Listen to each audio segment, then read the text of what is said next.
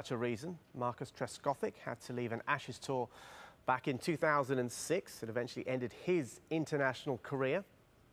Former England footballer Paul Gascoigne has struggled with alcohol and drug abuse, and in 2008 he was detained by police under the Mental Health Act. Baseball legend Darryl Strawberry suffered from severe depression and drug addiction. He also spent time in prison after being arrested for drug possession. And NHL star Theron Fleury was another who battled with depression and drug addiction throughout his career. He said he even contemplated suicide in 2004. Well, earlier I spoke to sports psychologist and performance consultant Roberto Forzoni. He said depression could affect anybody, even sportsmen like Jonathan Trott, a player who in the past has performed under the most intense pressure. I think if history's shown us anything, is not to be surprised by the types of people that can suffer from this depression. If you look at Gary Speed, he was on a bit of a high with the Welsh national side and in his family life, but depression took his life away from him. Do you think that Trott can come back from this?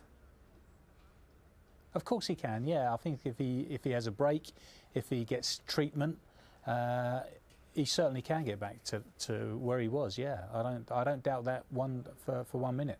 I mean, in your experience, are high-level sportsmen and women more susceptible to suffering from stress and depression?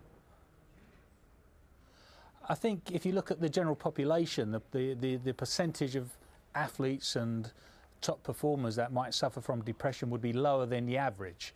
But that's not to say that they won't suffer from it, because you've got to look at the fact they're under the microscope all the time. You know, they're in the press, on TV. The coverage now for most high-level sports and particularly things like football, cricket, tennis is substantial.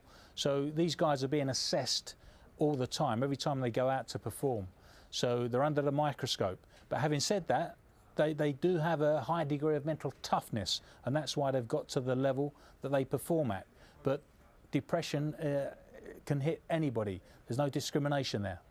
I mean, depression is something that players can often hide from those closest to them, sometimes with tragic results. You mentioned Gary Speed. Is it getting easier for sportsmen and women to come forward if they do have a problem?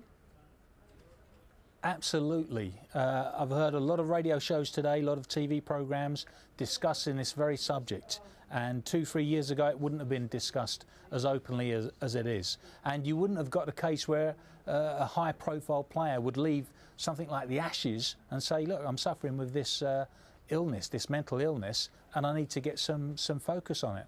But so that wouldn't have happened some years ago. But is there still a stigma attached to having mental health issues?